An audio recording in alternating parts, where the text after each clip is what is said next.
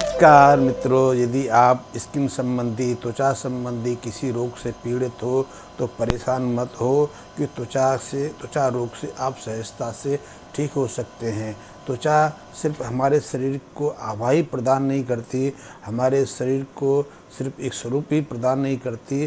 त्वचा कई तरह के बहुत महत्वपूर्ण असर भी हमारे शरीर को दिखाती है। त्वचा रोग रक्षक भी है, क्योंकि त्वचा हमारे को बहुत सारे जो संक्रामक रोग हैं या कई अन्य रोग हैं, इनसे बचाव का कारक भी बनती है। त्वचा विटामिन डी पैदा करने का भी प्रमुख कारण है, और त्वचा के माध्यम से हम शरीर की सफाई भी करते हैं। शरीर का शोधन करने का कार्य भी त्वचा करती है। इसके अलावा हमारी जो स्किन है, हमारी जो त्वचा है, वो कई तरह के रासायनिक पदार्थ भी तैयार करती है जो हमारे शरीर के लिए बहुत आवश्यक हैं। लेकिन आज देखा जा रहा है कि 40% से ज़्यादा लोगों को त्वचा संबंधी कई तरह की व्याधियाँ, कई तरह की परेशानियाँ रहती हैं। यद्यपि हम में से ज़्यादातर लोग त्वचा संबंधी रोगों को ज़्यादा गंभीरता से नहीं लेते। जैसे कि किसी के शरीर पर बार बार फोड़े फुंसी निकलते रहते हैं तो वो ज़्यादा गंभीरता से नहीं लेता। यदि शरीर के अंदर दाग धब्बे पड़ जाएँ, त्वचा के रंग में परिवर्तन होने लगता है, तो हम इसे ज़्यादा गंभीरता से नहीं लेते।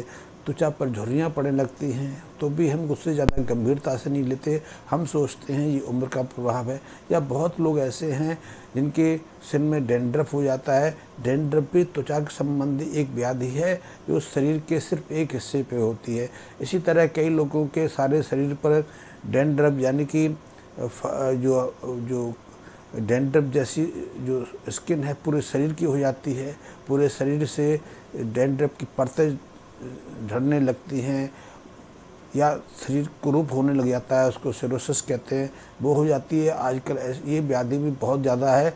अकेले भारत में 3 करोड़ से ज़्यादा लोग ऐसे हैं जिनको सिरोसिस की बीमारी है। इसी तरह स्किन की बहुत सारी परेशानियाँ हैं। इसके संबंधी कई ऐसी व्याधि हैं जो हमें अपनी तरफ आकर्षित भी करती हैं। जैसे कि यदि किसी की त्वचा पर, किसी की स्किन पर एक्जिमा हो जाए तो एक्जिमा के कारण उसको काफ़ी परेशानी रहती है, क्योंकि एक्जिमा सूखा रहे या गीला रहे कई तरह की दिक्कतें देता है। यदि सूखा एक्जिमा है तो भी खारिश होती है, और यदि आप उसको खुजलाते खुजलाते उसमें ब्लड निकल आए, खून निकलने लगे तो भी दिक्कत देने लगता है। और कईयों का एक्जिमा तो रिसने वाला होता है, उसमें से कुछ ना कुछ तरल रिश्ता रहता है। इसी तरह स्किन की बहुत सारी बीमारियां हैं। यदि स्किन की बीमारी को देखें तो उनकी कुल संख्या करीब करीब 180 से ज़्यादा बैठती है।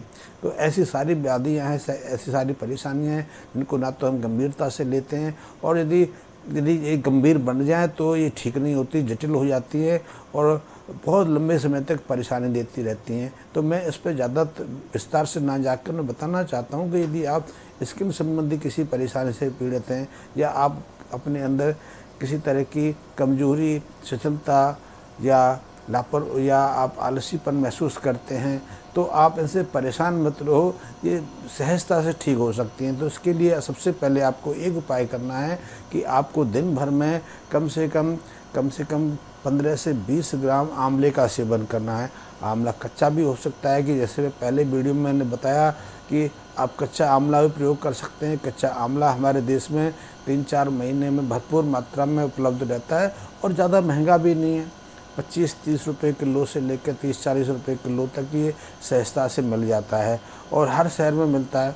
तो आप उसका प्रयोग कर सकते हैं। कच्चे आंवले का प्रयोग अचार के रूप में कर सकते हैं, सब्जी के रूप में कर सकते हैं, चटनी बना के सेवन कर सकते हैं, दाल साग में डाल सकते हैं। जैसे भी इसका प्रयोग करें आप कर सकते हैं। तो आंवले को आप ऐसे भी खा सकते हैं। दूसरा, यदि आंवले का छिलका तैयार कर लें तो आंवले के छिलके उतार के उसका पाउडर बना लें तो उसका पाउडर का प्रयोग कर सकते हैं। इसी तरह कच्चे आंवले के जो छिलका होता है उसको अलग करके उसका रस निकाल सकते हैं, उसका जूस निकाल सकते हैं, उसका सेवन कर सकते हैं। और ऐसा जूस कम से कम आधा कप तो होना चाहिए। दिन में 2 बार भी ले सकते हैं, 3 बार भी ले सकते हैं, ये आपके ऊपर निर्भर है। और आप आंवले का पाउडर सेवन कर सकते हैं। पाउडर भी आप दिन भर में 2-3 बार 3 से 5 ग्राम ले सकते हैं। तो ये आपके लिए बहुत उपयोगी होगा। आंवले का जो पाउडर है आप शहद के साथ चाट सकते हैं। या आप किसी जो फलों का रस है उसके साथ सेवन कर सकते हैं। और आंवले का मुरब्बा बाज़ार में बहुत उपलब्ध होता है, आप उसका सेवन कर सकते हैं। लेकिन आंवले के प्रयोग के समय एक बात ध्यान रहे कि आंवला हाइब्रिड ना हो, कृत्रिम तरीके से तैयार नहीं किया हो। यदि वो देसी है तो वो आपके लिए अमृत स्वरूप है, उसके कारण आपका कायाकल्प हो जाएगा, आपकी बहुत सारी जो परेशानियां, बहुत सारे जो कष्ट हैं वो दूर हो जाएंगे। वैसे तो विटामिन सी का प्रमुख स्रोत भी आंवले को माना गया है, लेकिन आंवले का मैं ये इसकी उपयोग है इसलिए नहीं बता रहा कि विटामिन सी उसमें बहुत मात्रा में, कि विटामिन सी के अलावा भी आंवले बहुत सारे रसायन रहते हैं जो हमें या तो ज्ञात नहीं है या जिनके बारे में हम जानते नहीं हैं। विटामिन में बहुत सारे खनिज तत्व रहते हैं, विटामिन्स रहते हैं, कई तरह के एल्कलॉइड्स रहते हैं जो हमारे शरीर को बहुत महत्वपूर्ण हमारे शरीर पर बहुत महत्वपूर्ण प्रभाव डालते हैं। इसके निरंतर सेवन से हमारी त्वचा में नवीनीकरण होने लगता है, हमारी त्वचा की आभा बदलने लगती है, उसमें जैसे जवानी जैसा चमक आने लगती है, हमारी झुर्रियाँ मिटने लगती हैं, हमारे बाल जो हैं झड़ रहे होते हैं, बाल झड़ने रुक जाते हैं, दांतों से या शरीर के किसी भी हिस्से से खून रिसता है, बवासीर के साथ खून आता है तो सिर्फ आंवले के सेवन से ये रुक जाता है। दांत मजबूत होने लगते हैं, मसूड़े कसने लगते हैं, तो आँखों की ज्योति बढ़ने लगती है, आँखों से हमें अच्छे तरीके से दिखाई देने लगता है, आँखों कमजोरियाँ दूर होती हैं, बाल झड़ने बंद। तो आंवले के बहुत सारे प्रयोग हैं, तो आंवले का यदि प्रयोग करेंगे तो आपके पूरे शरीर पर इसका प्रभाव पड़ेगा। दूसरा, यदि आपने इसके साथ में श्वास की कुछ क्रियाएं करनी है। पहली क्रिया तो मैं बार बार बताता हूँ कि आप नाड़ी शोधन प्राणायाम कर सकते हैं, लेकिन नाड़ी शोधन प्राणायाम सहजता से आप नहीं कर सकते क्योंकि उसकी जानकारी किसी जानकार से लेनी पड़ेगी और उसके अंतर्गत रह के आपको कुछ अभ्यास करना पड़ेगा। हाँ, नाड़ी शोधन का एक पहला सहज सरल रूप है जिसको अनुलोम विलोम प्राणायाम कहते हैं। इसमें आप एक नासाद्वार से श्वास लेते हैं, दूसरे से निकालते हैं, फिर उसी से अंदर अपने फेफड़ों में भरते हैं और पहले जिससे आपने श्वास भरा था उससे निकालते हैं। ये क्रम निरंतर चलता रहता है, इसमें कुंभक करने की आवश्यकता नहीं होती। कुंभक यानी कि श्वास को रोकने की, श्वास को अपने अंदर होल्ड करने की आवश्यकता नहीं होती। तो आप इस अनुलोम विलोम प्राणायाम का निरंतर 3-4 मिनट तक अभ्यास कर सकते हैं। इसमें सहजता से रहनी चाहिए, आपको जोर जबरदस्ती नहीं करनी। आपने तनाव में आकर ना तो श्वास खींचना है, ना तनाव में आकर श्वास पूरी तरह छोड़ना है। सहजता से बिना किसी जोर जबरदस्ती से इस अनुलोम विलोम प्राणायाम का अभ्यास करना है। अनुलोम विलोम प्राणायाम के बहुत गहरे प्रभाव पड़ते हैं। ये सिर्फ एक नासाद्वार से श्वास भरना और दूसरे नासाद्वार से श्वास छोड़ने की प्रक्रिया नहीं है कि श्वास की यदि हम देखेंगे तो कंठ के बाद एक ही नली है। आप चाहे लेफ्ट से लें चाहे राइट से श्वास लें, गले के नीचे तो श्वास एक ही नली से नीचे पहुंचता है, फेफड़ों पहुंचता है, लेकिन इसका बहुत गहरे प्रभाव है। जब आप बाएं नासाद्वार से श्वास खींचते हो तो श्वास तो फेफड़ों में जाएगा, लेकिन श्वास लेने भर से उसका प्रभाव मस्तिष्क का जो दाहिना हिस्सा है, दाहिने हिस्से के जो केंद्र हैं, जो सूक्ष्म जो वहाँ के तंत्र हैं, उनको प्रभावित करता है। इसी तरह यदि दाहिना नासाद्वार से श्वास खींचते हैं तो आपने श्वास तो नाक से खींचा और वो कंठ के नीचे एक ही मार्ग से, एक ही जो विंड पाइप होती है, जो वायु नलिका होती है, उसी के माध्यम से फेफड़े में पहुंचना है, लेकिन उसका प्रभाव श्वास दिमाग में नहीं जाता है। श्वास के अंदर जो वायु है दिमाग तक, आपके मस्तिष्क तक तो खून के माध्यम से ही जाएगी, लेकिन जब आप श्वास भरते हैं उसका सीधा प्रभाव आपके जो बाह्य मस्तिष्क है, बाह्य मस्तिष्क के जो बहुत महत्वपूर्ण केंद्र हैं उनको प्रभावित करता है। तो ये एक अद्भुत विज्ञान है, अद्भुत शरीर शास्त्र है जिसको समझना बहुत आवश्यक है कि आप किस नासाद्वार से श्वास ले रहे हैं और किससे छोड़ रहे हैं। इसको यदि हम आगे विस्तृत में करें तो और उसकी गहराई में जा सकते हैं, क्योंकि हमारा जो बायां नासाद्वार है वो हमारे चंद्र नाड़ी से संबंधित है, इड़ा नाड़ी से संबंधित है। इसी तरह जो दायां नासाद्वार है वो पिंगला नाड़ी से या सूर्य नाड़ी से संबंधित है और इनके दोनों के प्रभाव हैं। यदि आप बाएं नासाद्वार से श्वास लेते हो तो आपके शरीर में ठंडक का एहसास होता है, आपका शरीर शांत होने लगता है, आपकी उत्तेजना का शमन होने लगता है। इसी तरह यदि बाएं नासाद्वार से श्वास लेते हैं, उसको सूर्य भेदी प्राणायाम कहते हैं, जब भी इसको निरंतर करते हैं इसकी एक अलग प्रक्रिया है, लेकिन दाहिने नासाद्वार से श्वास लेते हैं तो आपके शरीर में तेजता आती है, उत्तेजना आती है, गर्माहट महसूस होती है, आप अपनी सुस्ती से बाहर आने लगते हैं, आपके अंदर स्फूर्ति की भावना आने लगती है, आपके भावों में विचारों में परिवर्तन आने लगता है। तो ये सूक्ष्म प्रभाव हैं। श्वास का प्रभाव तो फेफड़ों के माध्यम से ही होना है। यदि शरीर शास्त्र की दृष्टि से देखा जाए तो श्वास को ज़्यादा भिन्नता नहीं है। इसीलिए वो आप कोई बीमार होता है, किसी शरीर में ऑक्सीजन की कमी रहती है तो मुंह पर वो मास्क लगा देते हैं। वैसे आजकल मास्क की आवश्यकता नहीं है, एक पाइप बांध देते हैं, जैसे उसको सी पाइप कहते हैं, या आपके मुंह पर मास्क लगा देते हैं, मास्क के माध्यम से आपको ऑक्सीजन देते हैं, एक खास दबाव से देते हैं। तो उन्होंने अभी इसके बारे में ज़्यादा गहराई से अध्ययन नहीं किया है, लेकिन श्वास की जो लेफ्ट और राइट से श्वास लेने की जो प्रभाव है हमारे शरीर को बहुत गहराई से प्रभावित करता है। और हम लेते हैं उससे प्रभावित नहीं करता, हमारा श्वास का कौन सा द्वार चल रहा है इससे हमारी भावना का, हमारे आंतरिक दशा का भी बोध होता है।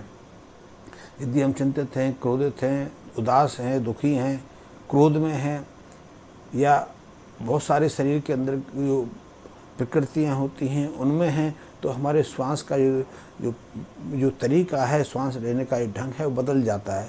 हम कभी बाएं नासाद्वार से श्वास लेते हैं, कभी दाएं से लेते हैं, तीव्रता से लेते हैं, धीमे से लेते हैं, उथले लेते हैं, गहरे लेते हैं। श्वास के बहुत सारी प्रक्रियाएं, बहुत सारे रूप हैं। इनका हमारी भावनाओं से, हमारे व्यवहार से, हमारी शारीरिक स्थिति से गहरा जो संबंध रहता है। तो आपने अनुलोम विलोम प्राणायाम करना है, सहजता से करना है, इसकी विस्तृत जानकारी लेनी है तो आप मेरे चैनल से जुड़े रहिए। मैं इनके बारे में आगे के वीडियो पर विस्तार से प्रकाश डालने की कोशिश करूंगा। लेकिन मेरा कहने का अर्थ है कि श्वास का हमारे शरीर के साथ बहुत गहरा संबंध है। इसी तरह आपने तीसरी प्रक्रिया करनी है। मैंने पहले बताया कि आंवले का सेवन करना है, भरपूर मात्रा में आंवला सेवन करना है। दूसरा, आपने अनुलोम विलोम प्राणायाम का अभ्यास करना है, और ये अभ्यास करना खाली पेट प्रातःकाल करेंगे, सूर्योदय से पहले करेंगे तो बहुत अच्छा है। यदि आपके लिए ब्रह्म मुहूर्त के आसपास, ब्रह्म मुहूर्त का समय 4 बजे के आसपास विभिन्न ऋतुओं में अलग अलग रहता है, 3:30 से लेकर 4:30 बजे के आसपास का रहता है। विभिन्न ऋतुओं में विभिन्न जो भौगोलिक परिस्थिति उनके अनुसार ये थोड़ा बदलता रहता है। उसमें करेंगे तो ये इसका बहुत आपको प्रभाव मिलेगा, क्योंकि ब्रह्म मुहूर्त तो है ही ब्रह्म मुहूर्त के समय पूरी प्रकृति है, पूरी जो सृष्टि है वो जागृत होती है, सक्रिय होती है। अन्यथा उससे पहले वो सुषुप्ति में रहती है, निद्रा में रहती है, वो अचेतना की अवस्था में रहती है। लेकिन जैसे ही ब्रह्म मुहूर्त का समय होता है, सूर्य उदय से उसका कोई संबंध नहीं है। सूर्य तो कहीं और निकल रहा होता है। हमारे, यदि मैं अपने देश की बात करूं तो 3:30-4 बजे के आसपास तो घोर अंधकार रहता है, और सर्दियों में तो आधी रात रहती है। लेकिन ब्रह्म मुहूर्त के समय जैसे ही वो अवधि आती है, पूरी प्रकृति का ये जो तंत्र है, हमारी पूरी सृष्टि के में जो जीव जंतु है, प्राणी हैं, वो सक्रिय होने लगते हैं, उनके अंदर कुछ बदलाव होने लगता है। इसीलिए उस ब्रह्म मुहूर्त के समय पूरा जागरण, पूरा जो प्रकृति है जागृत होने लगती है, पुष्प खिलने लगते हैं, जो बीजों का अंकुरण होने लगता है, पशु पक्षी निद्रा से बाहर आने लगते हैं। मनुष्य भी उस समय, हमारे अंदर जो स्वप्न की अवस्था है, स्वप्न की जो प्रवृत्ति है वो बदल जाती है। श्वास की प्रवृत्ति भी उस समय बदल जाती है। तो यदि ब्रह्म मुहूर्त में करेंगे तो उसका अलग से लाभ मिलेगा। यदि ब्रह्म मुहूर्त में उठना आपके लिए संभव नहीं है तो सूर्योदय के आसपास को कर सकते हैं। और इसके बाद जो अनुलोम विलोम प्राणायाम है, इसके साथ में अपना कपालभाति का अभ्यास करना है। कपालभाति के बारे में बहुत सारी चर्चाएं आजकल हो रही हैं। आप सहजता से जानते हो कपालभाति में आपने श्वास भरना नहीं होता, श्वास को झटके से, तीव्रता से निकालना होता है। इसकी गति को आप अपने तरीके से नियंत्रित कर सकते हैं। कपालभाति में कई गतियों को कई तरह बताया गया है कि 1 मिनट में 45 बार से 60 बार तक आपको जो सहजता से लगे उसका कर सकते हैं। जोर जबरदस्ती यहाँ पे नहीं करनी है, श्वास भरनी नहीं है। श्वास जब फेफड़ों को आप खाली करेंगे तो श्वास तो सहजता से उसको भरने के लिए आपके नासा द्वारों से आपके अंदर जाएगी। लेकिन आपने श्वास लेने की चेष्टा नहीं करनी, प्रयास नहीं करना, सिर्फ श्वास निकालने पर आपका पूरा ध्यान रहना, पूरा फोकस रहना है और अपने झटके से निकालना। जैसे मैं आपको बता दूं कि मैं कपालभाति का छोटा सा अभ्यास करके दिखा दूं, तो आप यदि पद्मासन में बैठे हैं, सिद्धासन में बैठे हैं, सुखासन में बैठे, मैं तो कुर्सी पे बैठा हूँ, क्योंकि योग की मुद्रा में तो आप इन चीज़ों पर बैठेंगे, किसी आसन में बैठेंगे और आपको अपने हाथों को या तो घुटनों के ऊपर रखना है, ज्ञान मुद्रा में रखना है, या हृदय मुद्रा में रखना है, या आप अंजलि बना के नाभि के आसपास भी इनको रख सकते हैं। आपने उस अवस्था में पहले मन को शांत करना है, कमर को सीधी रखना है, गर्दन को वो सीधा रखना है, छाती को थोड़ा बाहर निकाल के रखना है और इस अवस्था में बैठ के आपकी दृष्टि सम हो, पृथ्वी के समानांतर हो, तो आप तब श्वास को छोड़ने का अभ्यास करना है। जैसे इसकी गति आपने अपने तरह से निर्धारित करनी है, 45 से 60 बार प्रति मिनट आप इसका कपालभाति का अभ्यास करना है। शुरू में आपको 1 से 2 मिनट करने में आप महसूस करोगे कि आपकी पेट की जो पेशियाँ हैं वो थकने लगी हैं, आपके लिए श्वास बाहर छोड़ना मुश्किल होता जाएगा। लेकिन इस अभ्यास को बढ़ाना है और कम से कम 3 मिनट तक लेके जाना है। वैसे इससे अधिक होता जाएगा आपको उतना अच्छा लाभ मिलेगा, क्योंकि योग शास्त्रों में और अनुभव से देखा गया है कि यदि 12 मिनट तक आप कपालभाति प्राणायाम का अभ्यास करते हैं तो आपके शरीर के अंदर जो तरल हैं, चाहे वो खून है, चाहे लिम्फ है, या शरीर के दूसरे तरल हैं, उनकी जो संरचना है उसमें परिवर्तन आने लगता है। कपालभाति प्राणायाम के माध्यम से आपके शरीर के अंदर जो तरल हैं उनमें ऑक्सीजन की सांद्रता तो नहीं बढ़ती, लेकिन कार्बन डाइऑक्साइड जैसी व्यर्थ गैसें हैं जो हमारे शरीर के अंदर पैदा होती हैं, हमारे शरीर के अंदर जो मेटाबॉलिक रिएक्शन चलती हैं उनके माध्यम से कितने व्यर्थ पदार्थ पैदा होते हैं, उनकी मात्रा घटती जाती है। इसलिए जिन लोगों को खून में यूरिक एसिड की मात्रा ज़्यादा रहती है, चमड़ी खुश्क रहती है, या जिनके शरीर पर सोज रहती है, या खून में गर्मी रहती है, तो ऐसी बहुत सारी व्याधियाँ सिर्फ कपालभाति के माध्यम से शांत होने लगती हैं। सबसे बड़ी चीज़ है खून का जो पीएच है, खून की जो एसिडिक और बेस की जो तुलना है वो बदलने लगती है। कपालभाति प्राणायाम से खून की क्षारीयता बढ़ने लगती है। क्षारीयता का बढ़ना हमारे शरीर के लिए, हमारे स्वास्थ्य के लिए और हमारी निरोगता के लिए बहुत महत्वपूर्ण है।